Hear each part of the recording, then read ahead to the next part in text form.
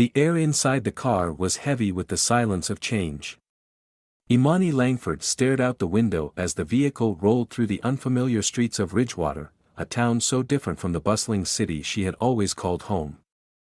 The contrast was stark, no towering buildings, no endless lines of honking traffic, just quiet suburban streets, lined with neatly trimmed lawns and houses that all seemed to blend into one another.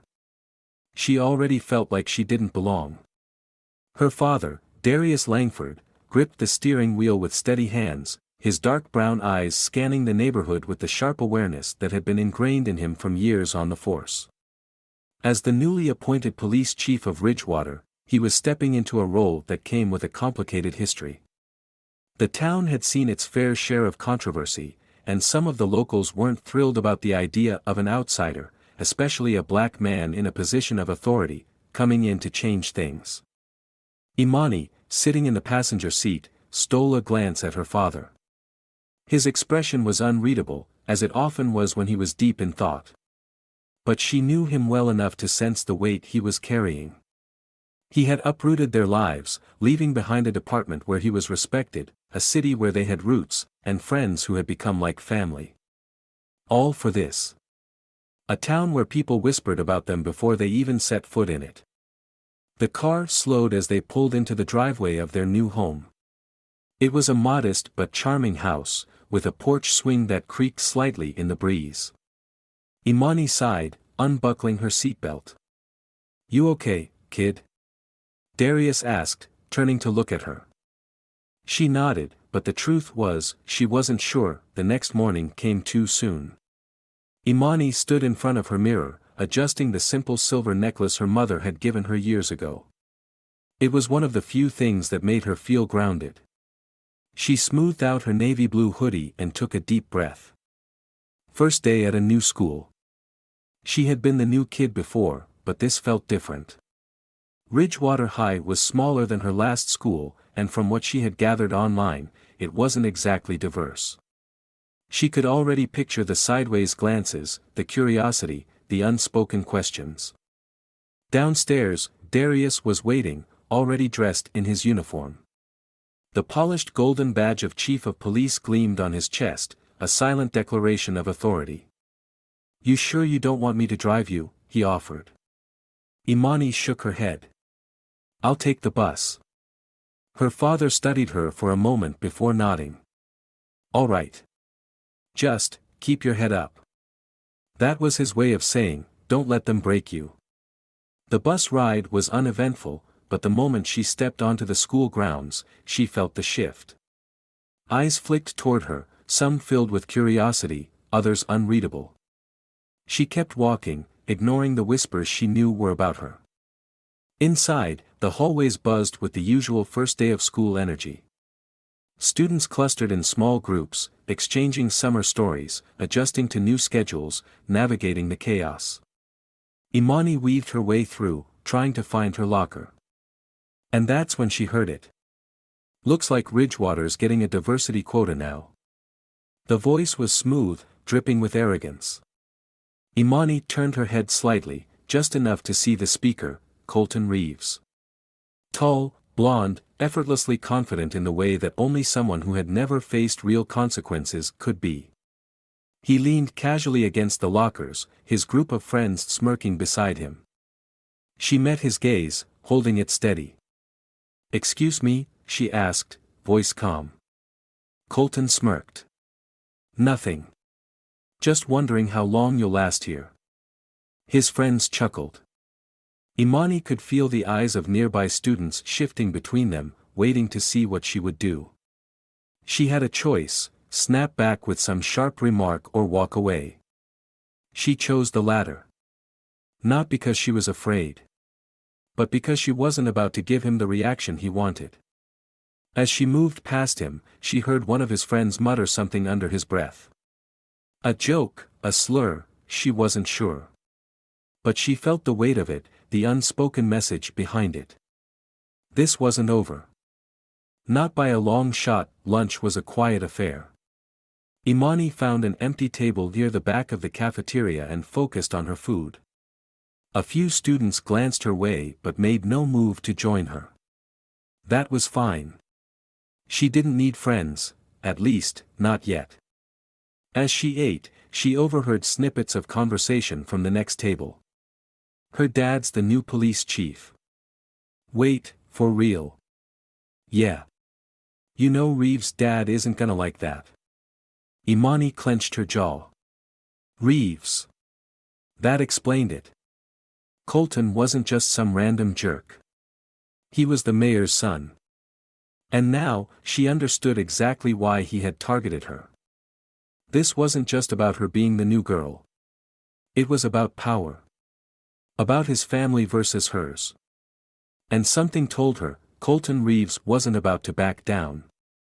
Neither was she. The following morning at Ridgewater High, the atmosphere was heavy with anticipation and an undercurrent of tension. Imani walked through the corridors with cautious determination, her heart still echoing the sharp sting of Colton Reeves' derisive remark from the previous day. The hallway buzzed with the usual activity of students trading greetings and rushing to classes, yet every whispered conversation and sidelong glance seemed to focus on her. She clutched her books to her chest as if they were a protective shield, every step a silent promise that she would not let their sneers define her. Almost immediately, she encountered subtle signs that the bullying was about to intensify. As she made her way to her locker, a group of students huddled near a row of lockers began to murmur amongst themselves. Imani could feel their eyes tracking her every movement. Before she could reach her locker, a harsh laugh sliced through the air. Colton Reeves emerged from the group, his blonde hair catching the light as he sauntered forward with an air of casual cruelty.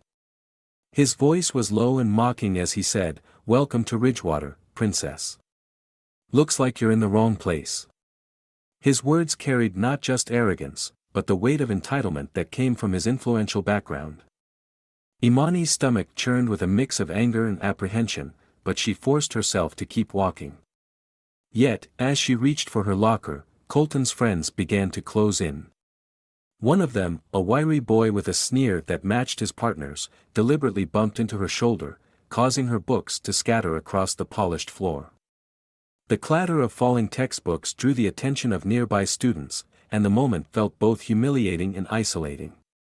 With trembling fingers, Imani knelt to gather her scattered belongings.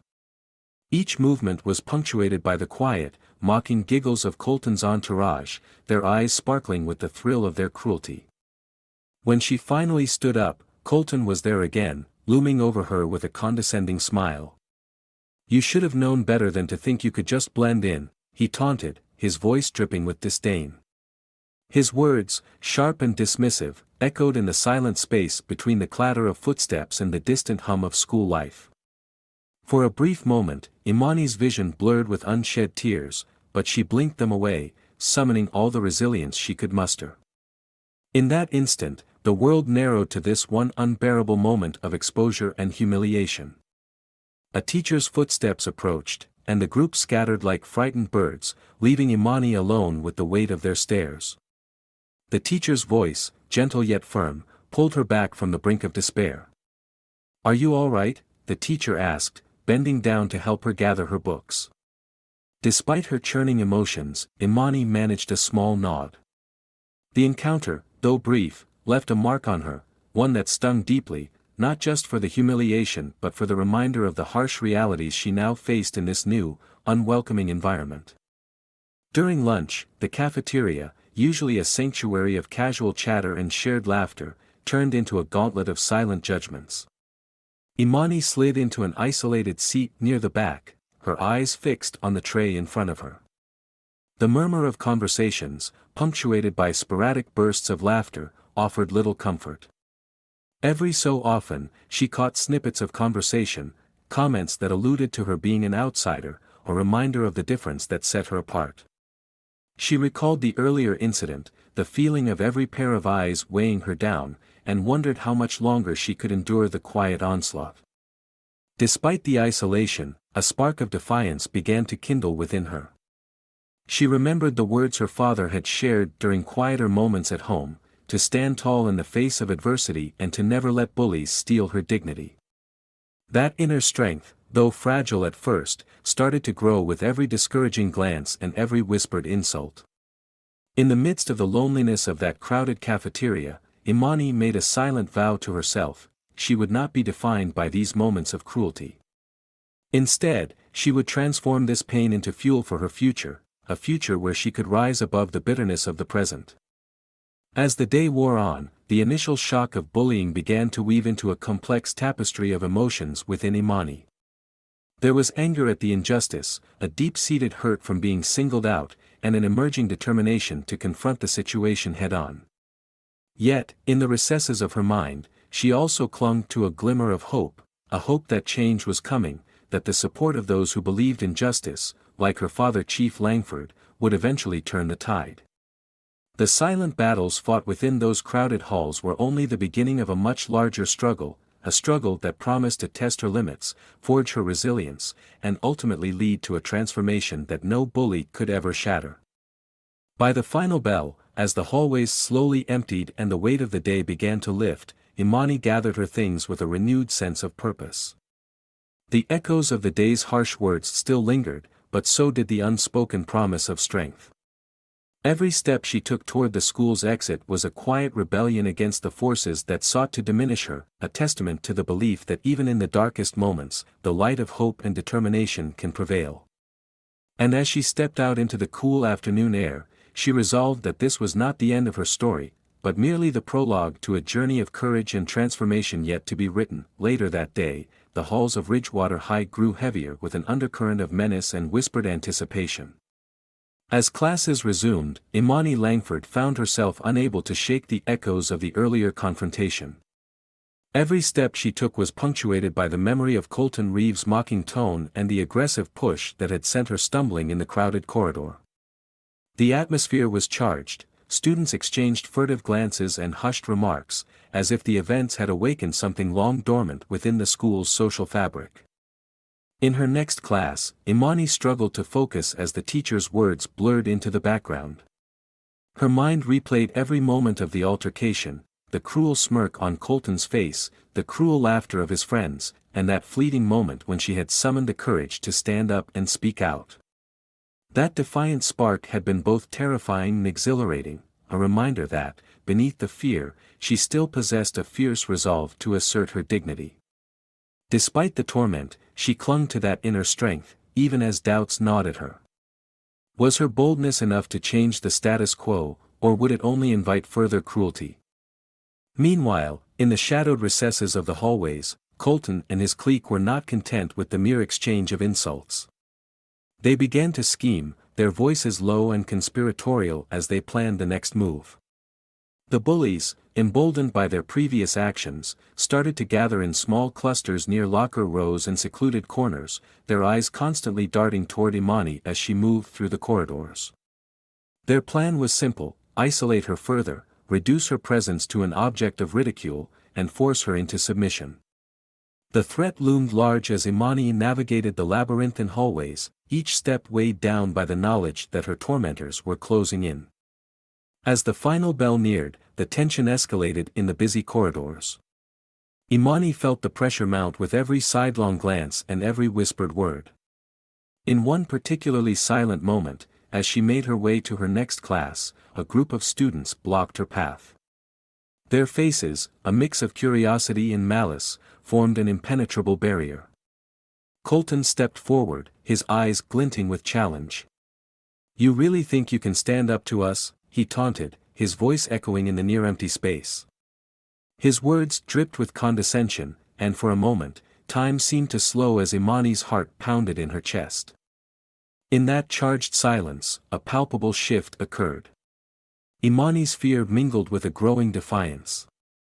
She squared her shoulders and met Colton's gaze with steady determination, her voice low yet resolute. "I'm not here to be your victim." The corridor fell silent, the onlookers collectively holding their breath as the confrontation unfolded. For a split second, it seemed as though the balance of power might tip, a moment when her courage could spark change, if only for a fleeting instant. Before the situation could escalate further, the sound of hurried footsteps shattered the tense standoff. A teacher, alerted by the rising murmur of discontent, intervened and dispersed the group with a few stern words and a pointed look. As the bullies melted away into the throng of students, Imani was left standing alone, heart still racing, but with a new fire kindling within her. The brief, raw confrontation had left its mark, not just as a moment of pain and humiliation, but as a turning point. Later, as she sat quietly during lunch in a corner of the cafeteria, Imani replayed the day's events in her mind. The humiliation of earlier had not vanished, but it was now interlaced with a promise of resistance. In whispered conversations with a few sympathetic classmates, she learned that others had faced similar cruelties in silence. Their shared experiences began to stitch together a fragile network of support, a small, determined group willing to challenge the status quo and stand up against the pervasive bullying.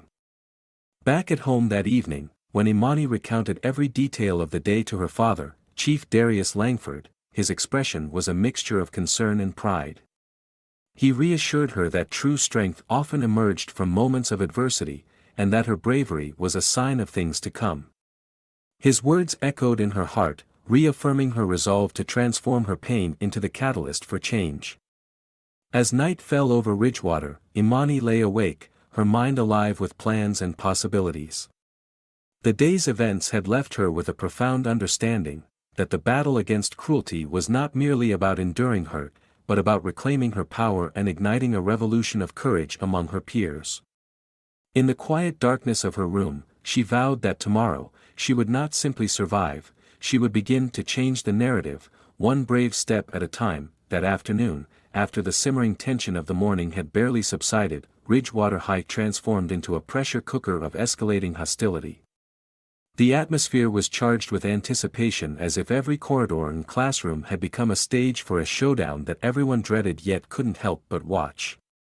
Imani, already on high alert from the earlier confrontation, felt her pulse quicken as she navigated the crowded hallways. The whispered remarks and sidelong glances that had followed her all day seemed to intensify now, morphing into a tangible, oppressive force. As the final bell rang, signaling the end of classes, the corridors buzzed with restless energy.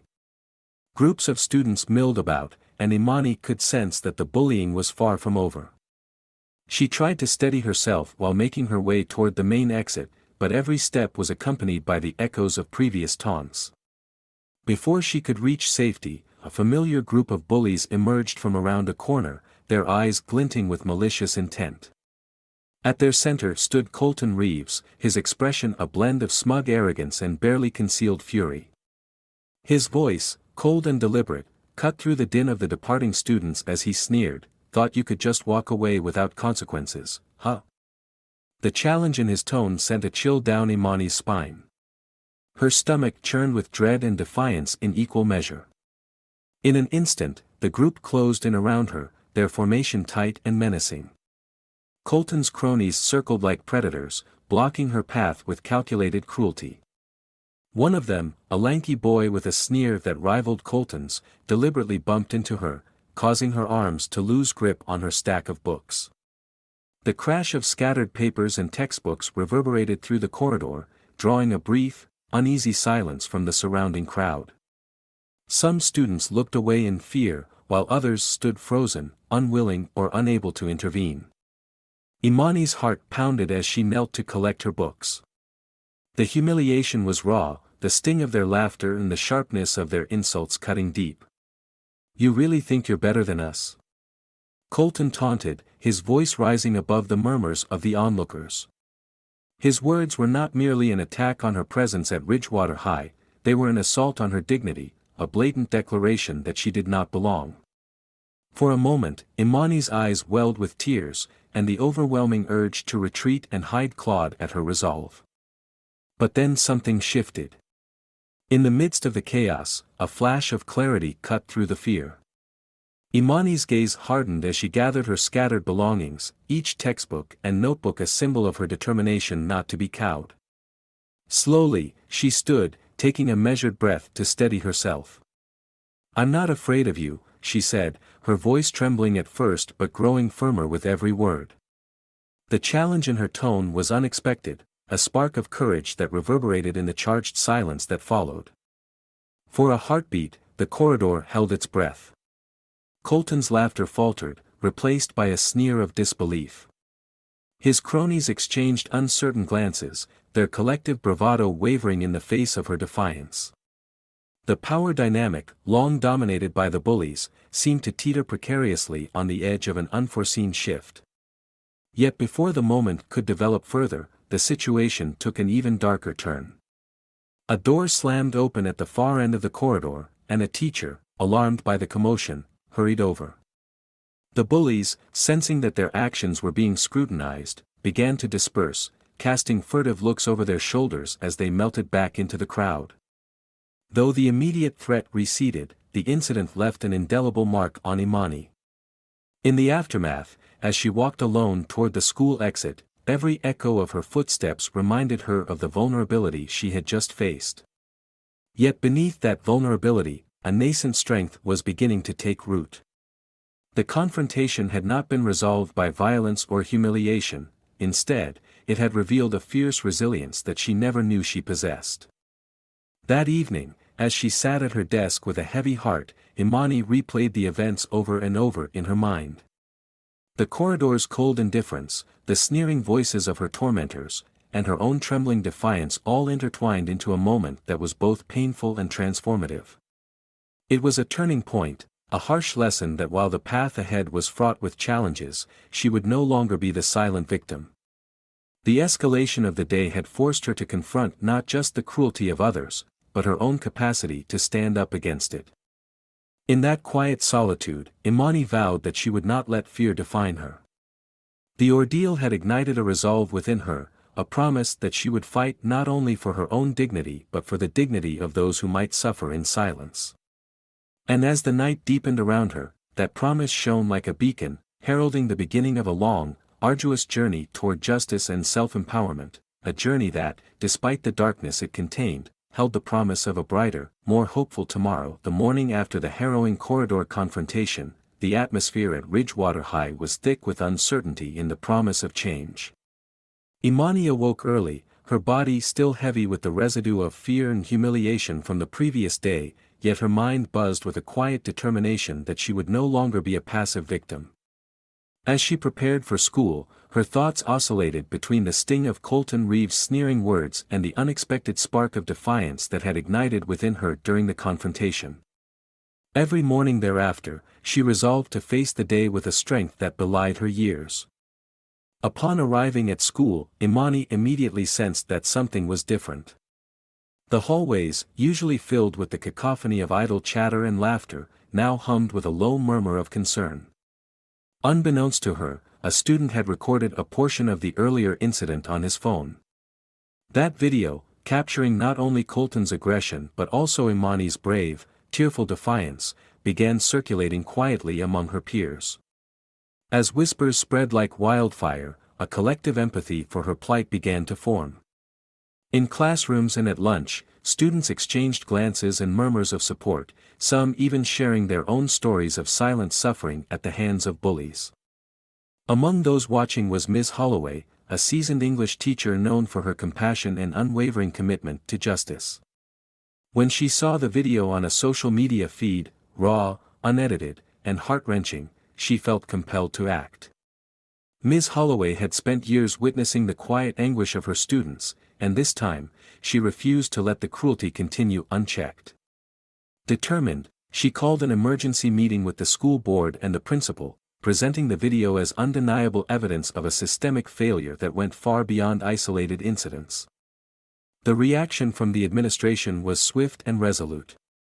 Parents, upon learning of the incident, flooded the school with letters, phone calls, and protests demanding accountability.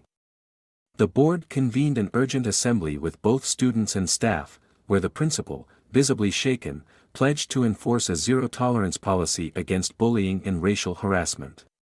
The meeting was not just an administrative formality, it became a public forum where students were encouraged to speak freely, share their experiences, and demand change. In that charged atmosphere, Imani found herself at the center of a movement that was much larger than her own suffering.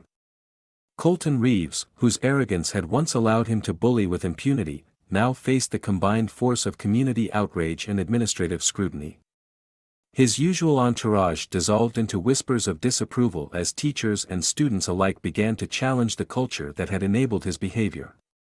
In private, even some of his friends expressed regret, acknowledging for the first time that their complicity had contributed to a climate of fear and isolation. The shift in the school's mood was palpable. Where once silence reigned, a chorus of voices demanded respect and fairness. Amid this tumult, Imani found a surprising source of strength in her newfound allies. A small group of students, previously scattered and isolated, banded together to form a support network. They met after school in the library, where over hushed conversations they shared coping strategies, discussed ways to stand up against injustice, and planned peaceful demonstrations aimed at fostering a culture of inclusivity. Imani, with her quiet determination and newfound resilience, soon emerged as a natural leader among them. Her own experience of pain had transformed into a burning resolve to create change, for herself and for every other student who had ever felt marginalized.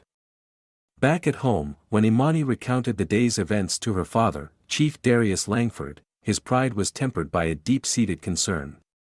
Though his heart ached for the trials his daughter had endured, he saw in her words and in the subtle shift in her demeanor the early signs of a transformative journey.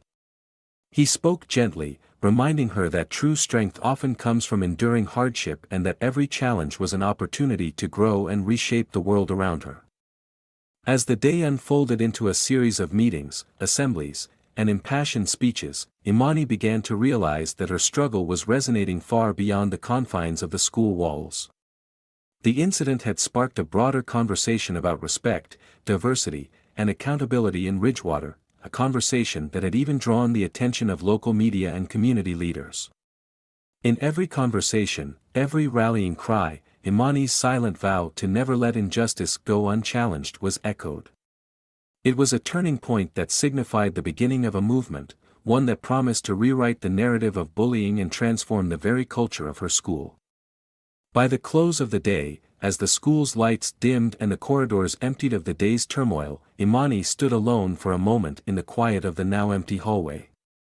Though the memory of the day's events still stung, it was mingled with a fierce optimism. She knew that change was not immediate, but it was inevitable.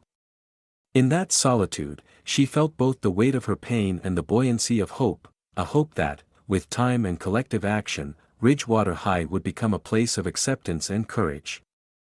The seeds of transformation had been sown, and as she left the building, Imani carried with her a profound understanding. Even in the face of relentless adversity, the light of unity and justice could kindle the brightest flame. In the wake of the escalating turmoil at school, a palpable shift began to ripple through the entire community, setting the stage for a profound confrontation between the old order and a rising call for justice.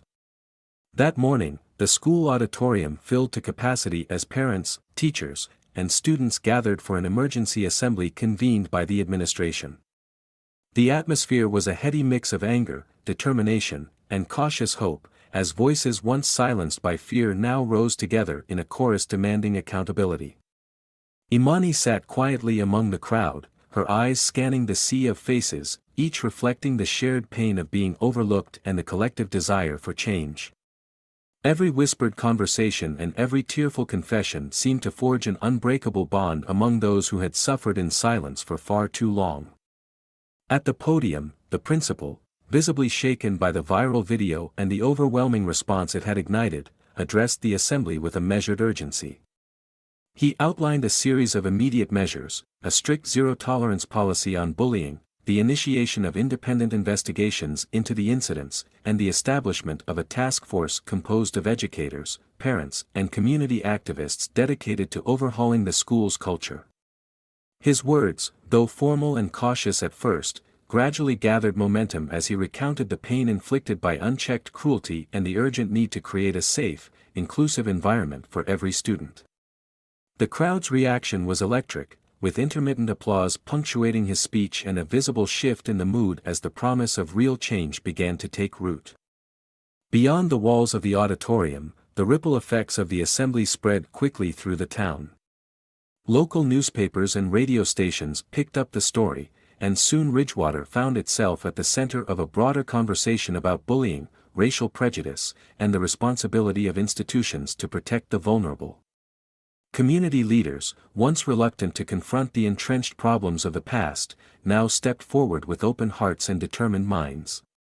In a series of town hall meetings held over the following days, residents poured out their frustrations, shared personal stories, and demanded systemic reform. The collective outcry was so powerful that even long-standing skeptics could no longer ignore the call for justice, a call that resonated from the heart of Ridgewater High to the corridors of local government.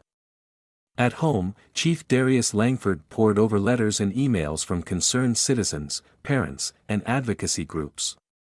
Despite the personal toll of knowing his daughter had endured such public cruelty, he recognized that this moment was an opportunity to bring about long-overdue change. With steady resolve, he initiated a series of high-level meetings involving school officials, law enforcement representatives, and community organizers. These discussions were intense and sometimes bitter, as old rivalries and painful memories surfaced.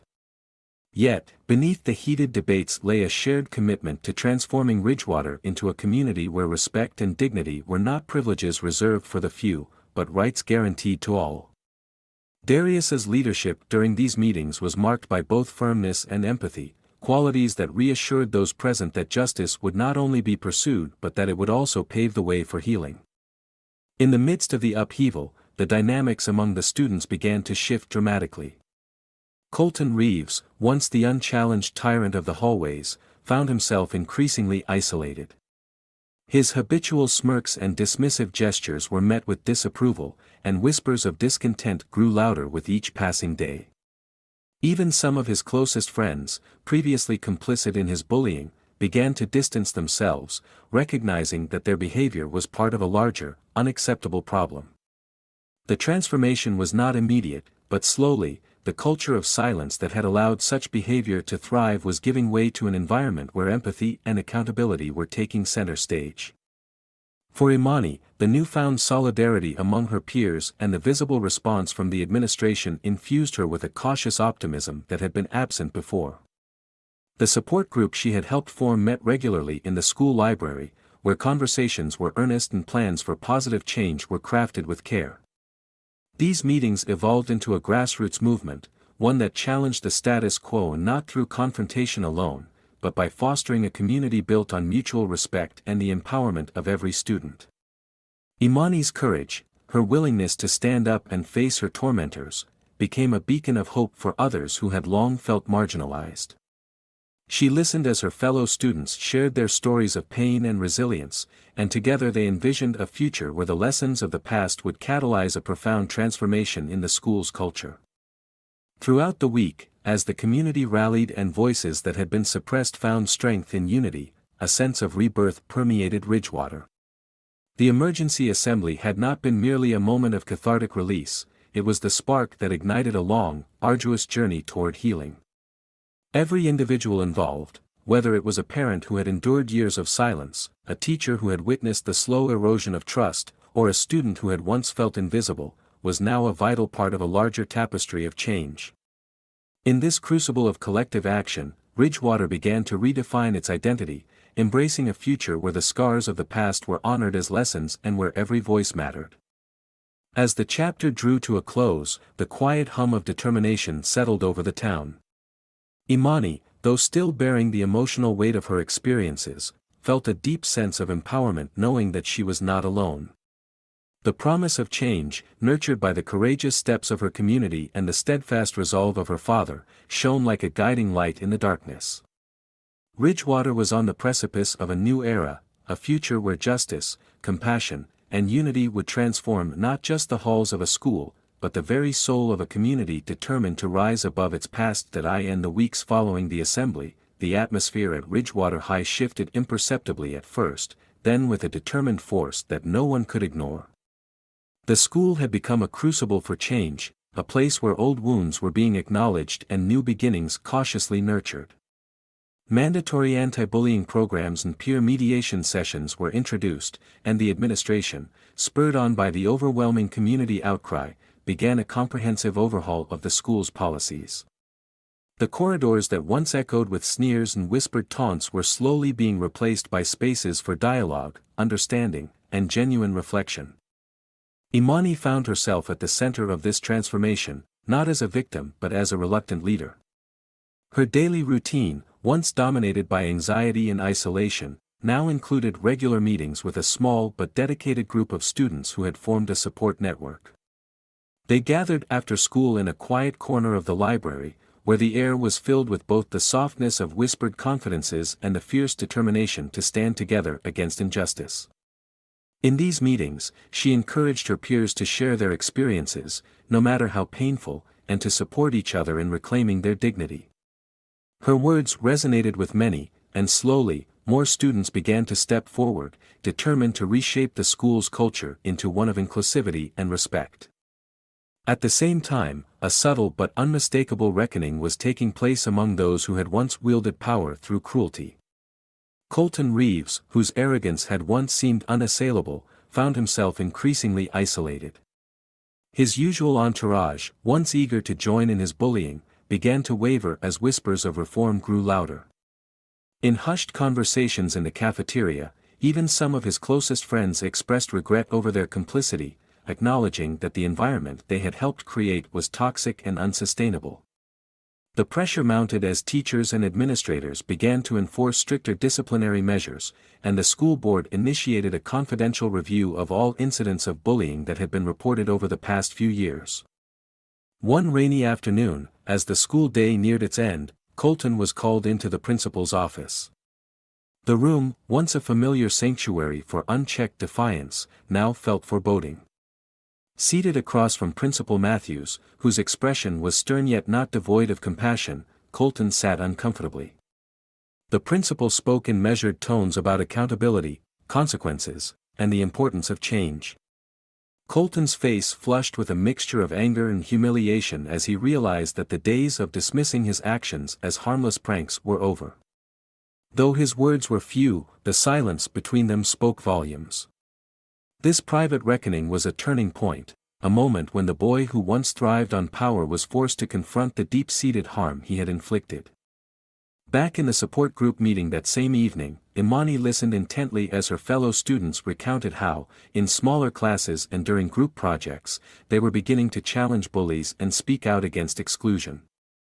One of her peers, a soft-spoken boy named Roderick, shared how he had confronted a classmate for making a racist remark. His voice trembled as he described the fear he felt before the confrontation, but also the relief and pride that followed his brave act. His story, along with many others, reinforced for Imani the importance of their collective strength. It was a slow, organic process of building courage, one where every small act of defiance was a step toward dismantling the oppressive hierarchy that had long ruled their halls. Meanwhile, the ripple effects of the incident at Ridgewater High extended well beyond the school itself. The local media, having followed the story since the viral video first emerged, continued to report on the school's efforts to reform its culture. Community meetings, once dominated by outrage and demands for punitive measures, gradually evolved into platforms for collaborative planning. Parents, educators, and local leaders met in town halls, discussing strategies to support youth and prevent bullying. In these meetings, Chief Darius Langford was a frequent and respected voice. His measured insights, drawn from years of service and personal experience, helped bridge the gap between the community's desire for justice and the practical steps needed to bring about lasting change. One particularly memorable evening, as the sun dipped below the horizon and painted the sky in hues of gold and crimson, Imani attended a community forum held at the town's historic civic center. The room was packed with concerned citizens and hopeful voices, all eager to witness the unfolding transformation of their once stagnant town. A local journalist, known for her investigative reporting on issues of social justice, presented a comprehensive report on the state of bullying in schools across the district, with Ridgewater High as a focal point. The report was balanced and honest, acknowledging both the deep-seated issues and the promising steps being taken to address them. As the audience listened, there was a palpable sense of collective responsibility, a shared determination to ensure that no student would ever feel as isolated and powerless as Imani had once felt. During the forum, Imani was invited to speak. Standing at the podium in front of a sea of attentive faces, she took a deep breath and recounted her experiences, not as a tale of victimhood, but as a narrative of resilience and transformation. Her voice was clear and confident as she described the pain of being bullied and the subsequent awakening that led her to stand up for herself and others. She spoke about the support group, about the bravery of her peers, and about the collective power of a community united by empathy and justice. Her words stirred a quiet yet potent resolve among the listeners, many of whom had faced similar challenges in silence. When she finished, the room erupted in applause, a resounding affirmation that her story, and the movement it inspired, was forging a new path forward. By the time the forum ended, the sense of hope was nearly tangible. The young and old alike had been touched by the honest expression of a single student who had refused to be defined by the cruelty of others. For Imani, that evening marked the culmination of weeks of struggle, a moment when the darkness that had once surrounded her began to lift, replaced by the warm light of community and understanding. The changes were still in their infancy, and there was much work ahead, but the seeds of transformation had been planted firmly. Every supportive handshake, every kind word, and every shared tear had contributed to a burgeoning legacy of change. As Imani walked home that night, the cool air filled her with a quiet determination. She knew that while the battle against bullying and prejudice was far from over, she was no longer alone in the fight. The corridors of Ridgewater High had become a battleground for a new kind of courage, one that promised not only to transform her school but also to ripple outward into the larger community. And in that profound realization, Imani felt a strength that was both tender and fierce, a strength that would carry her forward into the uncertain, yet hopeful, days to come. In the gentle glow of an early summer morning, Ridgewater High and the entire town seemed to awaken to a promise of renewal. The long and painful journey that had begun with painful encounters, whispered insults, and moments of searing humiliation had finally reached its turning point. Imani Langford, whose quiet bravery had sparked a grassroots movement, now stood at the threshold of a new era, not only for herself but for every student, parent, and community member who had long suffered in silence.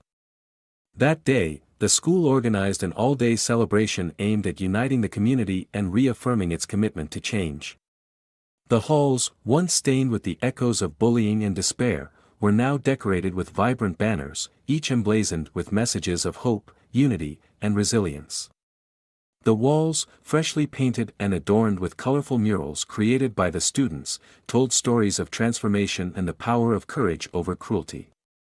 In every classroom, teachers had prepared special lessons on empathy and social justice, encouraging open dialogue about the past and envisioning a more inclusive future.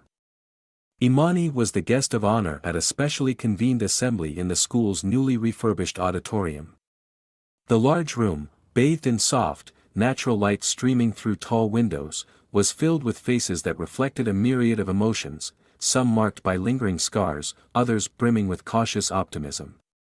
As Imani took the stage, her heart pounded with both nervousness and an unwavering resolve. She looked out over the crowd, recognizing teachers, students, parents, and even local dignitaries who had come together to mark this pivotal moment. Her voice, steady and clear, carried the weight of her experiences as she recounted the painful journey of being bullied, the turning point of that fateful day when she refused to be silenced, and the subsequent wave of solidarity that had swept through the school. She spoke not only about the pain but also about the strength that emerged from it, how every tear and every whispered word of support had helped her rediscover her dignity and spark a revolution of change. Her words resonated deeply with those in attendance, and as she concluded her speech, a heartfelt silence gave way to a powerful, unifying applause. Outside the auditorium, the transformation was evident on every street.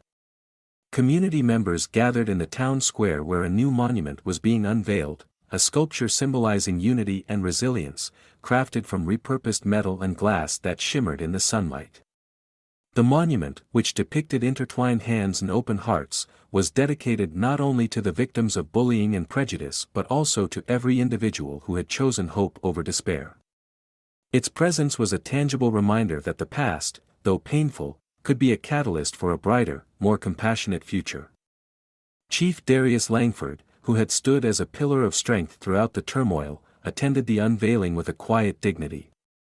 His eyes, tired yet determined, reflected the hard-won victories of the past months. He had navigated treacherous waters, from confronting powerful bullies and challenging entrenched attitudes to fostering a spirit of accountability and empathy within the school and the town. In his measured, heartfelt speech at the monument ceremony, he emphasized that true leadership was not about power or authority but about listening to the voices of those who had been silenced and working together to build a better tomorrow.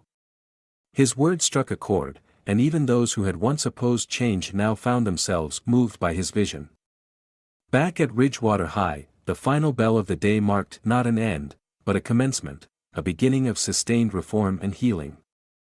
The support group that Imani had helped form evolved into a permanent student-led council, tasked with ensuring that every voice was heard and that the culture of bullying would be eradicated from the school. Their first act was to launch an annual Day of Unity, dedicated to celebrating diversity, sharing stories of resilience, and encouraging acts of kindness. The initiative spread like wildfire, soon becoming a model for other schools in the district. Imani's personal journey, too, began to blossom in ways she had never imagined. No longer defined solely by her past struggles, she emerged as a confident, articulate advocate for change. She worked closely with her teachers and the new school administrators to develop programs that addressed not only bullying but also broader issues of social injustice and personal empowerment. Her experiences had transformed her into a beacon of hope, a living testament to the idea that adversity, when met with courage and compassion, could give rise to profound, positive change. That evening, as the sun dipped below the horizon and painted the sky in hues of gold and crimson, Imani walked home with a renewed sense of purpose. The once oppressive corridors of Ridgewater High had given way to paths of possibility, each step forward echoing the collective resolve of a community reborn. In the quiet moments before sleep, as she reflected on the day's triumphs and the journey that had brought her here, Imani realized that the scars of the past would always be a part of her story, but they would no longer define her. Instead, they would serve as the foundation upon which she built a future of compassion, strength, and unyielding hope. And so, in the gentle embrace of a new dawn, Ridgewater began to heal. The legacy of pain was transformed into a legacy of unity, a living testament to the resilience of the human spirit. As the town settled into the peaceful rhythm of the night, every light in every home shone a little brighter, each a promise that even in the darkest times, the light of change would prevail.